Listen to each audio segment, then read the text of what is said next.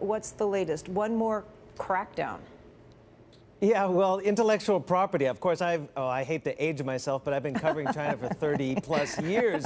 And intellectual property violations used to be the top of the line of the complaints from the United States in trade negotiations. Of course, the Chinese economy and the relationship has evolved or devolved since then. So it has moved down the list. But it's interesting to see how the Chinese government now is putting a strong emphasis on protection of intellectual property and cracking down on what has been a long-standing complaint from trading partners like the United States on e-commerce platforms of being flooded with pirated goods. Now, this is a statement from the State Administration of Market Regulation, the market watchdog, saying that they have put out revised a draft revision of the e-commerce law to protect consumers and to crack down on violations of intellectual property violations, and holding essentially these e-commerce platforms like Alibaba and its services Taobao and the like, as well as Pinduoduo, accountable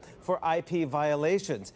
Essentially, e-commerce platforms will be restricted from online business operations or even have their licenses revoked if they fail to deal with serious violations of IP rights by vendors on their platforms. Now, the market regulator, the market watchdog, has put this out for discussion among the party bigwigs, and then they'll come back and revisit it on October 14th.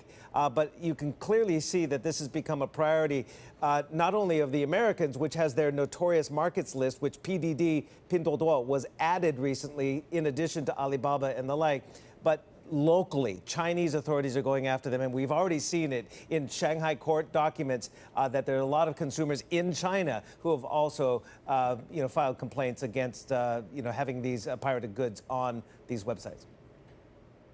Steve, I remember when you get your pirated goods from Silk Market in Beijing. That's probably dating me as well. But investors obviously hanging off every word written or spoken by Xi Jinping. What are we hearing from this Central Committee meeting now?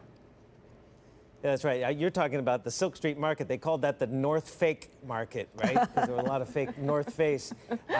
I was there. I remember 30-some years ago. It's all closed down now since. The piracy oftentimes has gone online now. But yes, of course, the Central Committee meeting that Xi Jinping chaired, and he essentially reviewed and approved a host of measures to deepen reform. And let's face it, to deepen his agenda.